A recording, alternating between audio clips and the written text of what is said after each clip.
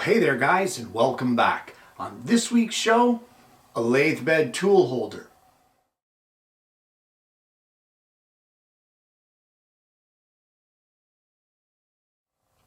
Well, years ago when working on the lathe, I used to have a tray that went on the lathe bed that would hold things that I was working with at that point in time. Things like my chisels or calipers or that sort of thing. They all sat in the tray. But it seems that since I went with my smaller lathe, I do this. I end up, whenever I have a chisel, I slide whatever I'm using, the chisels, the tools, that sort of thing. I either slide it under the lathe bed on the stand, or I just sit it on the stand. It gets covered in chips from turning. You know what, it's just an absolute disaster. And I thought that it's time that I step it up again and make a tray for the bed of the mini lathe. However, it just can't be as large as my other one because you don't want it to take up too much space.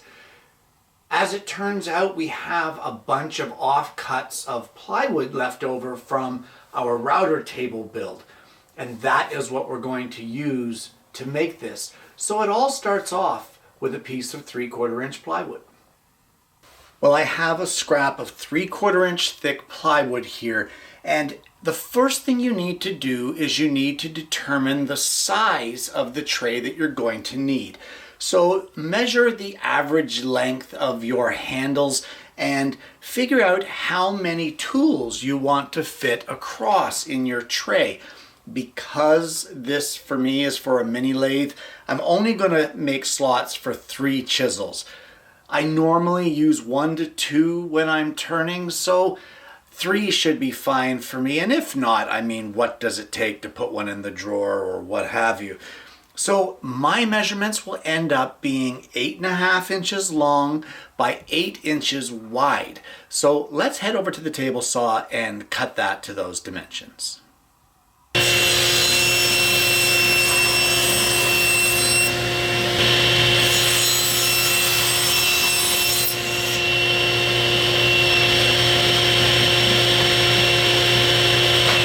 Well, this piece of plywood will serve as the base for our tray, and our chisels will sit lengthwise along the 8.5 inch side.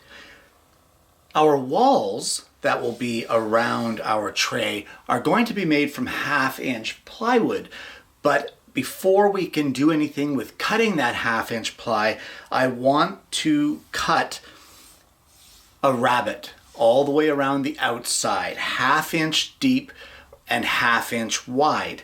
That is what is going to house our plywood for the side walls. So I was going to use a dado blade, but I always use a dado blade. So I thought that I would take this one over to the router table in order to cut that rabbet.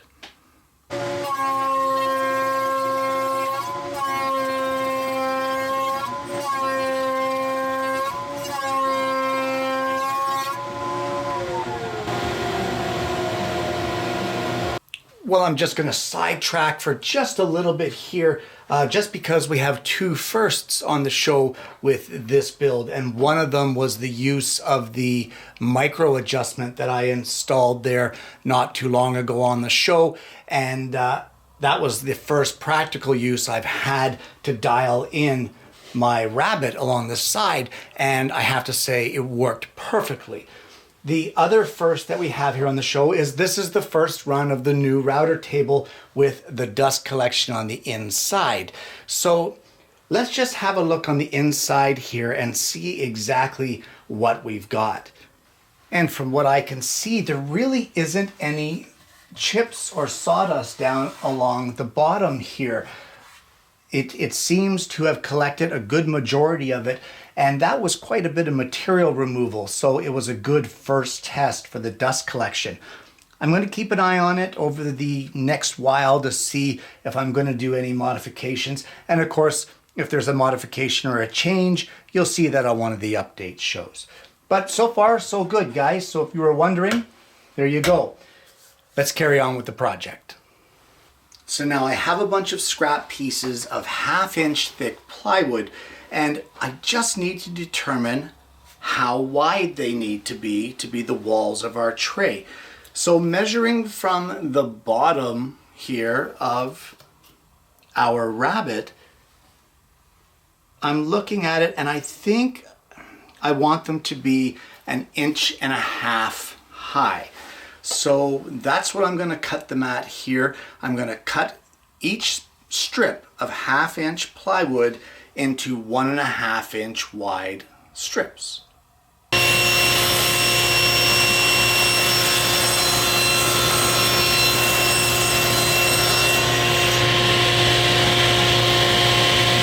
So with our 1/2 inch thick plywood ripped to its final width of 1.5 inches, we now need to cut each piece to length. So we're going to need 2 pieces at 8.5 inches to go along the length, and we're going to have 2 other pieces that will fit down in here, and we'll have to cut those at 7 inches. So I'm going to take them over to the table saw and cross cut them to their proper dimensions, and then I'll come back and see you when I get that done.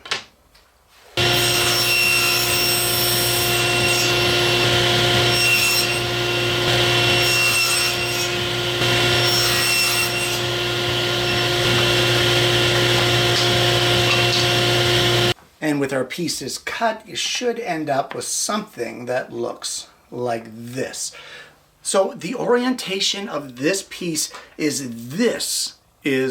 my 8.5 inch long. This is my longer side.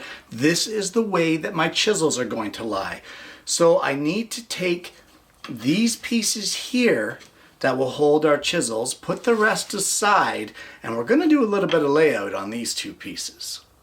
Well, the first thing that we want to do is place a center line on our piece. So we'll just add that here, and then we'll square that off. Now, the distance between this center line and this center, or this edge here, we want to place a line dead center in the middle of that area as well.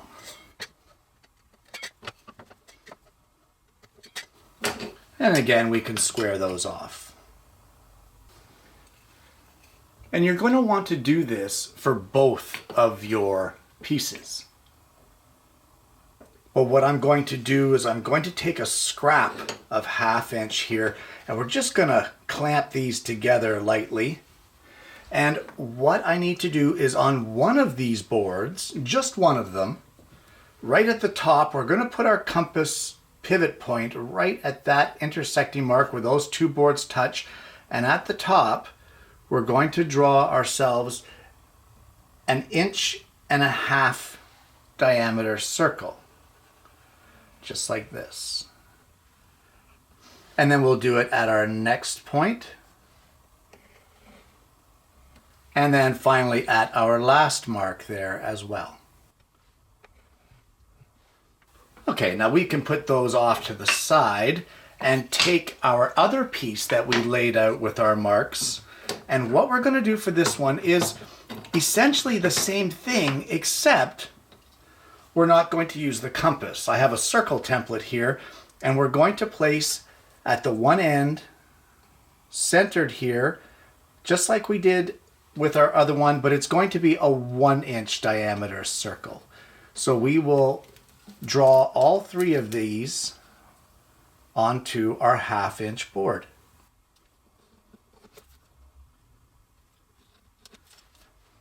And with all of those circles marked out, I'm just going to take it over to the scroll saw and cut them out.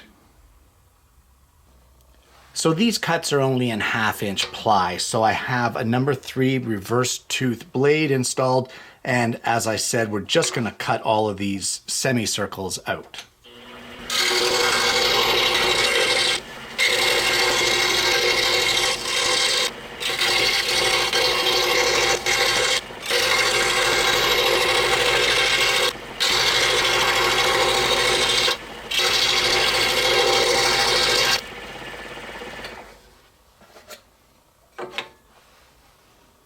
And at this point, we'll just give our pieces a good sanding, and then we will glue this together. I'll probably use brad nails. I mean, this isn't fine woodworking or anything like that. So I'm just going to glue and clamp this together. I'll shoot a couple brad nails in just to hold it all in place. And then, well, I guess we can move on to the next step at that point. So while we're waiting for this to dry up, there's one more piece that we need to make. So let's head over to the lathe.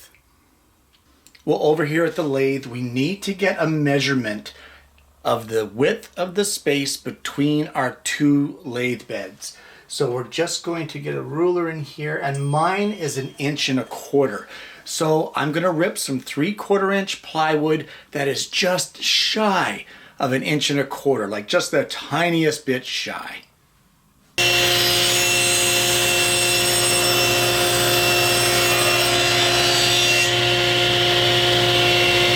And now you just want to take that piece over to the table saw, and we are going to cut it to length to be just a little shy of what this dimension is here. Your chisels lie this way, you want this dimension. So for me, that ends up being 7.5 inches.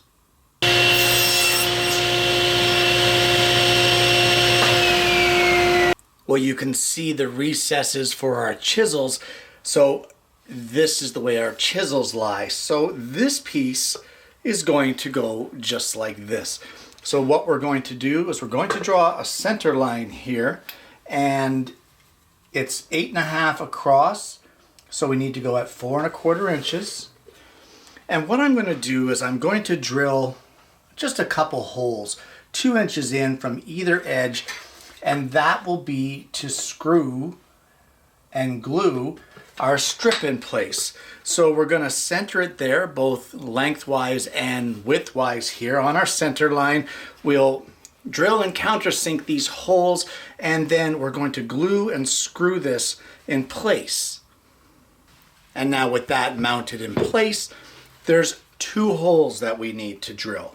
So what I'm going to do is I'm going to come out from this edge, measure out from here, and at 1 1/16 inch out from either side and centered here on our board, I'm going to drill a 1/2 inch diameter Forstner bit hole just slightly less than 1/8 inch deep.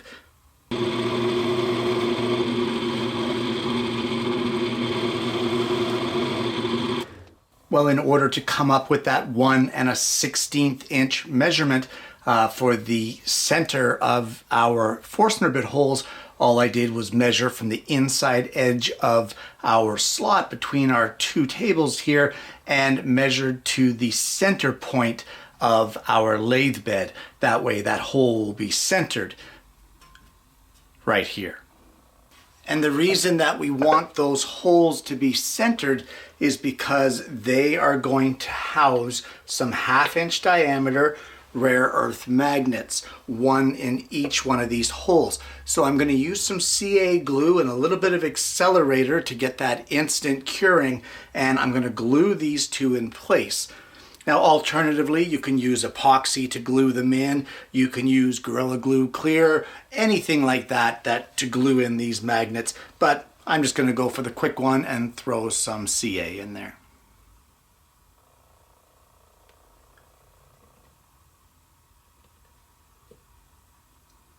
So we'll start off with a little bit of CA in each one of our recesses here. And we'll spray the accelerator actually on the back of the magnet away from our glue. And then we can just plop that into place while the accelerator is still wet, and that should instantly cure it.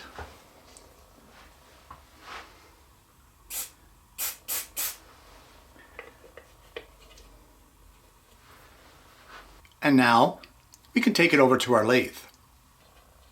And now we will just take our project, and with the larger holes, got a bit of sanding to do there it looks like, with the larger holes towards you and the smaller holes away, we'll just slide this in place until we're just over the halfway mark there, and then that will snap down with the magnets onto our lathe bed. And then instead of all these chisels down here, you can now place them in the tray. Now there's still a little bit of room in there if you wanted to put a couple little measuring tools or that sort of thing. And the ferrules sit nicely up here in this end. These hold the handles nicely, and your chisels are here at a moment's notice. They're a lot less likely to fall on the ground this way. You still have quite a bit of the lathe bed for a mini lathe left over. And of course, you can always slide it over a little bit more. I have this actually way in further than what I said halfway. Mine's much further in at this point. So that is the project. But let me just point something out to you here. If you were to place this roughing gouge, just like you did with these tools here, these Easy Woods, if you place it here at the ferrule, it's going to tip out on you because the balance is off. The metal is much heavier, but that's not a big deal. You can just sit it like that and it is just as secure, just as safe sitting there, not a problem. So you can adjust it like that as you wish, but this for me is the optimum width and length, and I'm happy with the way it worked out. And there you have it. A lathe bed chisel holder. Guys, this is one of those tools or one of those fixtures or one of those accessories, we'll call it, that you don't know what you're missing until you actually try it. And then you realize, holy crow, this is a spectacular idea. Why did I not think of this before? Now, I had one of these years ago on my full-size lathe bed, and it was much wider. It held more chisels, it held more tools. It was a little more involved, but this one here suits me perfectly. It just goes to show that you don't need that full-size tool to be able to benefit from the accessories of things like a chisel holder. It really didn't take much to make it, and in fact it was made 100% out of offcuts and scrap plywood that came from our router table cabinet build. So what did we lose? We lost nothing. We lost nothing. In fact, we gained, because offcuts that normally would end up in the trash like that now have become a very useful project. It also is something that protects our chisels. And not just our chisels, it protects your hands as well.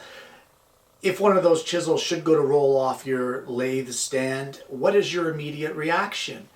It's immediately to grab that chisel. And if you grab the wrong end and you hit yourself with the sharpened point of that chisel, you're going to know it, and you're going to know it fast. And that's when you're going to find out how valuable this project really is.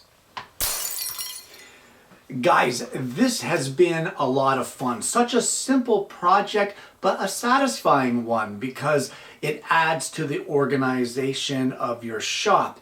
And I'm a firm believer that an organized and a clean shop is a safer shop because, well, look at that. You're not grabbing for falling chisels, that sort of thing. So you're already going one step further to protect your hands.